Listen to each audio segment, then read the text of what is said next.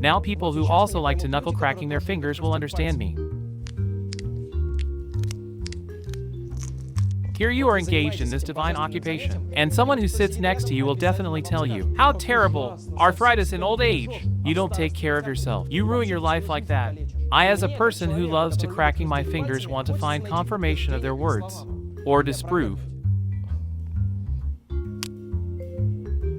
Why knuckle cracking? As a child, I always thought it was bones knocking against each other, but as it turned out, no, it just bursts the bubbles that are in the joint. This is how it practically looks like.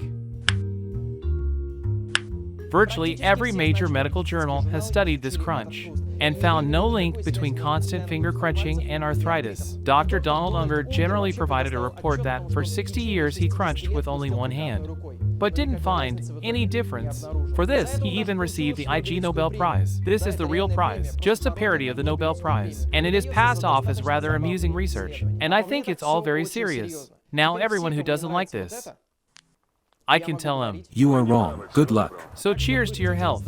It won't do you any harm, but I also like cracking my neck and backbone. But this is much more serious. There are a lot of dangerous places that can still be damaged, even though it is also bursting gas bubbles, and the crutch itself won't do you any harm.